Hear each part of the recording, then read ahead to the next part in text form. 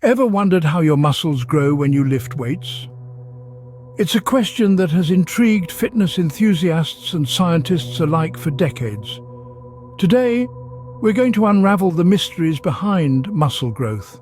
Our muscles are an intricate network of fibers, and when we engage in strength training, such as lifting weights, we cause what are known as micro tears in these fibers. Now, don't be alarmed by the term micro tears. This is a natural and necessary part of muscle growth. These are not the kind of tears that will have you rushing to the emergency room. Instead, these tiny tears are a signal to your body that it needs to go into repair mode. This process of repair and rebuilding happens mainly during our rest periods, not while we're in the gym pumping iron. When you rest, your body gets to work repairing these micro tears. This is where the magic happens. The fibers repair themselves by fusing together, creating new muscle protein strands, or myofibrils. These repaired myofibrils increase in thickness and number to create muscle hypertrophy or growth. This process of repair and growth requires fuel, and that's where protein comes into play. Consuming adequate amounts of protein is vital for muscle repair and growth.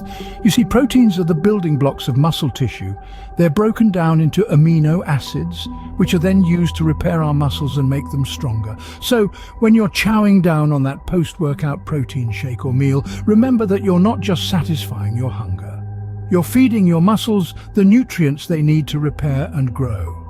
But remember, the process doesn't end with a protein-rich meal. Adequate sleep and hydration are also key to the process. They allow your body to carry out its repair work effectively. So don't skimp on those Z's and always keep a water bottle handy. The process of muscle growth is indeed a fascinating one. It's a testament to the amazing capabilities of the human body. So next time you're pumping iron, remember, it's all about the aftercare. Do you know that the fitness routines we follow today were vastly different centuries ago? Let's journey back in time, shall we? Picture ancient Greece, where the concept of fitness first took root. The Greeks believed in a balanced development of the mind and body. Wrestling, discus throwing, long jump, and even chariot racing were all part of the ancient Olympic Games. These events were not merely about competition, but about honoring the gods and promoting physical prowess. Fast forward to the Middle Ages. The focus of exercise shifted towards preparing for warfare. Knights trained vigorously in combat skills, including archery, sword fighting, and horse riding. Fitness was no longer about balance and harmony, but about survival and dominance. The Renaissance period brought back the Greek philosophy of a sound mind in a sound body. People started valuing physical fitness again, but it was still largely associated with the military and the nobility. The Industrial Revolution, however, changed everything.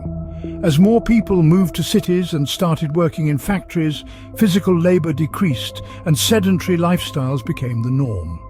This sparked an awareness of the need for exercise for the common man.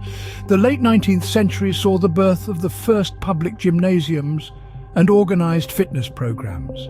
Then came the 20th century, a golden era for fitness. From the advent of aerobics in the 60s to the rise of home workout videos in the 80s and the mainstreaming of yoga in the 90s, the landscape of fitness underwent a drastic transformation. Now in the 21st century, we're witnessing the digital revolution in fitness.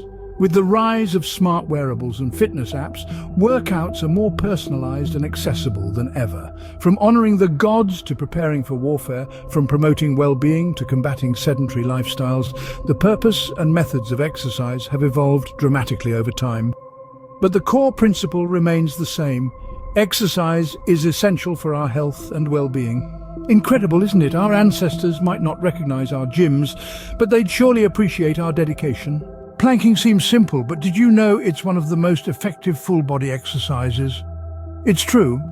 This unassuming exercise, where you hold your body in the push-up position, packs a powerful punch.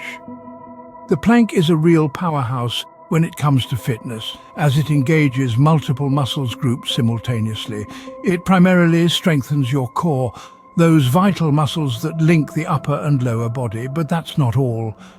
Regular planking can lead to improved posture, making you stand taller and more confidently. It also enhances your balance and stability, essential for any athletic performance.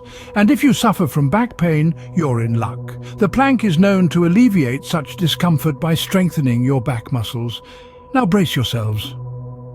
The world record for the longest plank held is an astounding 8 hours, 15 minutes and 15 seconds. So, the humble plank is not as easy as it looks, but the rewards are well worth the effort. We've all heard fitness myths, but do you know which are fact and which are fiction? Let's dive right in and bust some of these fitness fables. First off, the idea that crunches are the key to a flat stomach. This is one of the most enduring myths in the fitness world, but it's far from the truth. Crunches can certainly strengthen your abdominal muscles, but they won't burn off belly fat. It's a common misconception that you can target fat loss in specific areas of your body through exercise alone. The truth is, comprehensive cardio and strength training combined with a balanced diet are the real keys to achieving a toned stomach. Next, we have the fable that muscle turns into fat when you stop exercising. This is another myth that's been around for years, and it's easy to see why it's so widely believed. After all, if you stop working out, you might notice that your muscles seem to disappear while your body fat increases. But here's the real deal. Muscle and fat are entirely different types of tissues, and one cannot transform into the other. When you stop exercising, your muscles may atrophy or shrink due to lack of use, and you may gain fat if you continue to consume more calories than you burn. But rest assured, your hard-earned muscle isn't turning into fat. Here's another one. Have you ever heard that weightlifting is bad for your joints?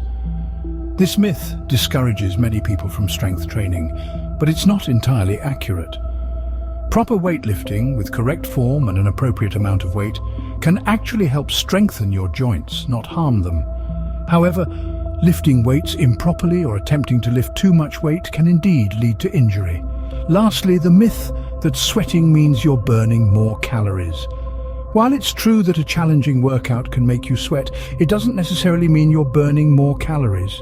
Sweating is your body's way of cooling down, not a measure of how intense your workout is. Remember, knowledge is power. Don't let fitness fables hold you back from your best workout. We've dived into the world of fitness, unraveling mysteries, debunking myths, and learning some fascinating facts. We've explored the science of muscle growth, traced the evolution of exercise, celebrated the benefits of planking, and unveiled the truth behind common fitness myths. Stay curious, stay active, and remember, every step you take is a step towards a healthier you. Until next time, keep moving.